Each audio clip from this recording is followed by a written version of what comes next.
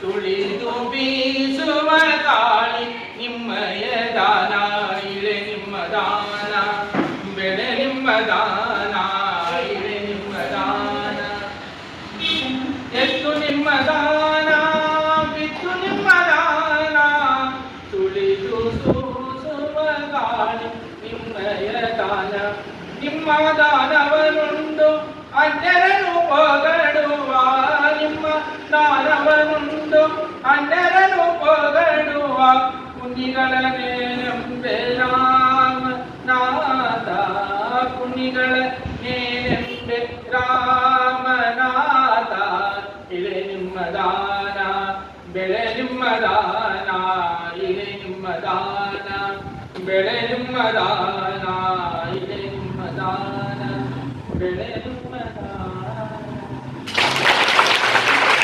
ಉಳಿಸಿರಣ್ಣ ಕಾಲುವೆ ಕಡೆಗಳು ತುಂಬಿ ಹರಿಯಲು ಮರಗಿಡಬೇಕಣ್ಣ.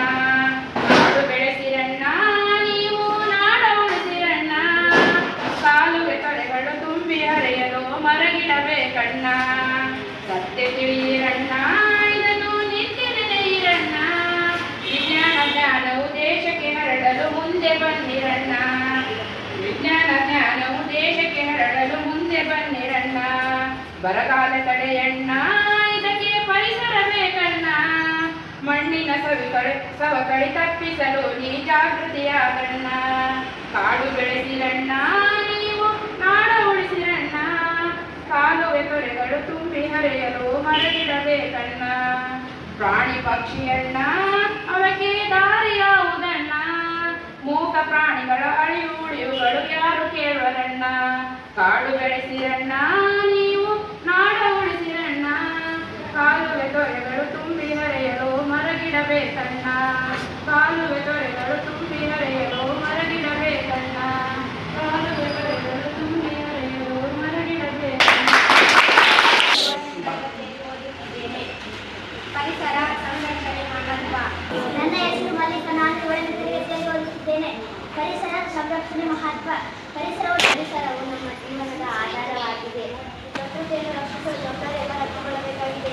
ನಮಸ್ಕಾರ, ನನ್ನ ಹೆಸರು ಮಹೇಶ್ವರಿ, ನಾನು 7ನೇ ತರಗತಿ ಆಂಗ್ಲ ಮಾಧ್ಯಮದಲ್ಲಿ ಓದುತ್ತಿದ್ದೇನೆ.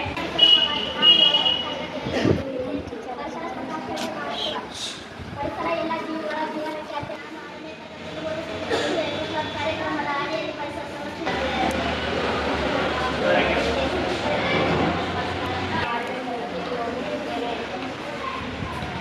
ಶಿಕ್ಷಕರೇ ಮತ್ತು ನನ್ನ ಪ್ರಿಯ ಸ್ನೇಹಿತರೆ, ನಾನು ಇಂದು ಪರಿಸರ ಸಂರಕ್ಷಣೆ ಬಗ್ಗೆ ಮಾತನಾಡಲಿದ್ದೇನೆ.